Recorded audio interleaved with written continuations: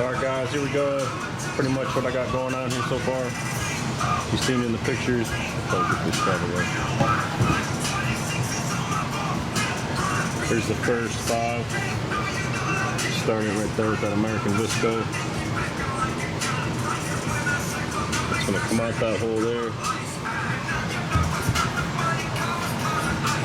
Into that one. And then just like that, we're going to fuse this up.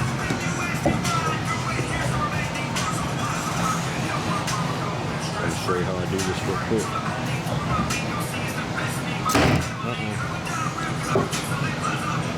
Here you go. Put it in like this.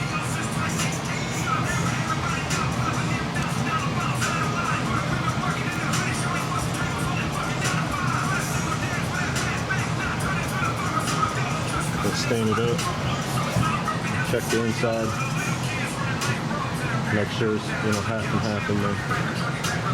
There's 2.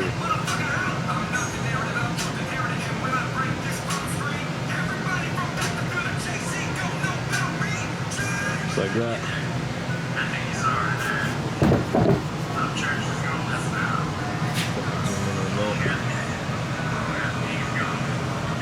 We're going to be a little faster fusing here. Shove some purple in and see what this does. This is always fun, guys, to be able to experiment with all these different speeds. You can make bigger racks, smaller racks. I just want to do a 10 shot real quick, have something small and portable, doing demos and whatnot. 10's kind of an even number. It's more than 6, so that's even better. See how we got these in there. Like that. So, yep. Want to try to even them up as close as you can. And when you go ahead and set the cans in there, we're going to dump our pyrotechnics in there just for a little safe measure. Just help prime that shell a little bit, get it up in the air. So I'm going to finish this up, take some more pictures, show you what I'm all doing to it, and we'll light it up and see how it does. It's a 10 shot reloadable rack, 319 pyro rack. We'll be back, guys. Stay tuned.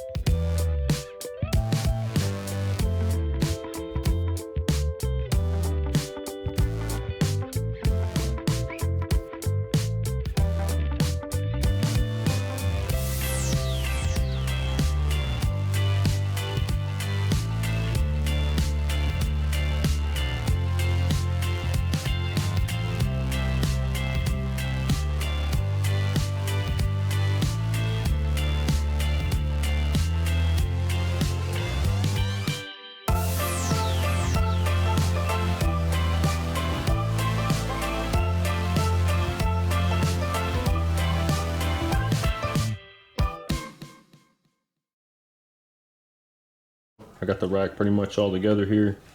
What I mean by reloadable rack, which we all know they're reloadable, but these here are loose. You can actually take these out. It's like a set of 5 tubes that come out. So you can always reload them, add to them, change your racks, do whatever you want. Yeah. So we're gonna go ahead.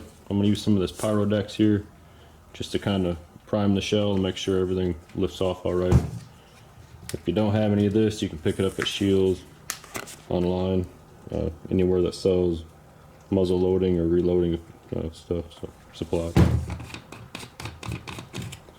And there's no specific amount I'm going to use. I think this is like a 1/4 teaspoon. It's real tiny there. So let's go ahead and load some up here. Let's see that. Dump it in the tube.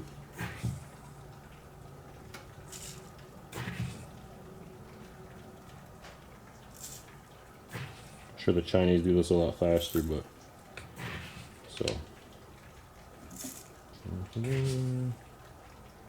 I just want the fuse to ignite this and make sure that this ignites the lift charge in the shell. It's pretty much just doing this for a reliability purpose. I think I paid, I bought this thing at a gun show, this pound here. This goes by the pound. This was like $12.50, but normally it's about $20 a pound. As you can see, a pound is gonna probably do 1,000,000 tubes, so you might not ever have to buy another pound of this again.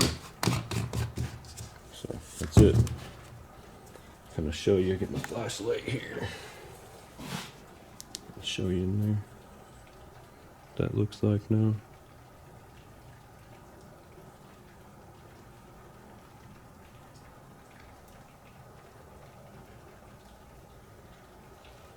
About like so. Be just enough to kind of get that shell going. So if not, we can always double it up next time. But I'm gonna get the shells ready, show you how I'm gonna do that.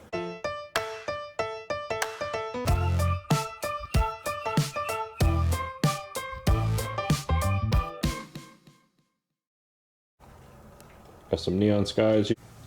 What I'm going to do is get 1 square toilet paper. It doesn't matter what the hell you got, I guess. I'm just gonna put it over like that. Put a little rubber band around it and drop it down in the tube. I have seen videos, people just knock this powder, the black powder lift charge, they dump it in the tube and they drop the can down.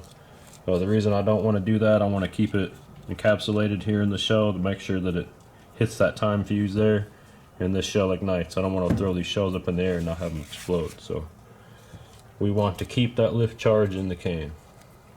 You can actually see that fuse there in the middle. Right there's that fuse I'm talking about, right there. So I'm just afraid that if I take this lift charge out, it might not hit that fuse. So you put a little thin piece of toilet paper over that. The fuse inside these tubes is going to burn right through that, hit that lift charge, and throw it up out of the tube. So that's what I'm going to do. So we're going to do that, load this up, we'll see if the damn thing works. So stay tuned for 319 Vision. We'll be back.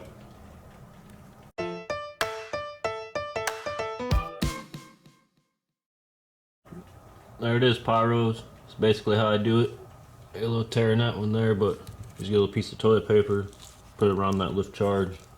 Now that can is ready to just drop right in them tubes.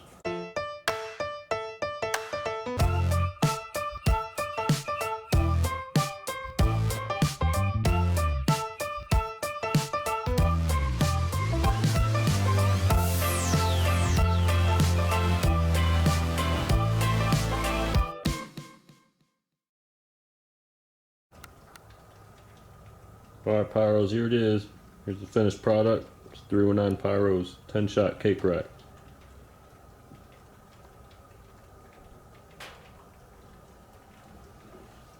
Quick run, show you what's in there. Got it all loaded up. As you can see, it's real clean. You don't have all that fuse on top. One of the best reasons for doing a rack this way is the timing on it. You can get really precise timing on it, and you don't have all your fuse at the top here, so it saves you a lot of fuse. And you know, if you can go through your assortments and get the same effect, you know, you can launch 5 or however many, you know, of the same effect you want to do, but it's really all in the timing. So that's the main reason I want to try this kind of rack. I think it's going to work really well. And a nice piece of visco coming out here, notched out there. Yeah, can't wait to try this bad boy out, clean these tubes up. So hell yeah guys, here we go. Let's light it up. There we go.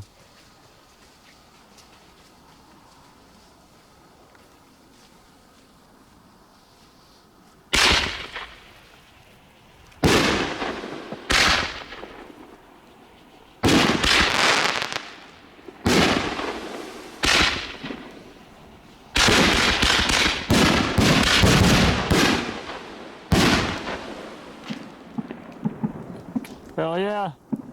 That wasn't timed like I wanted it to be, but I think that one went off. Let's go check it out.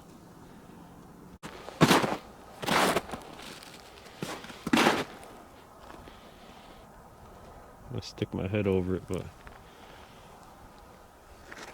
I'm pretty sure they all went off.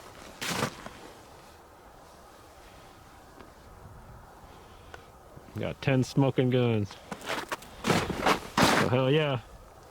She worked, guys. I'll have to work on the fusing and the timing, but I think I'm on to something here. What do you want to know now?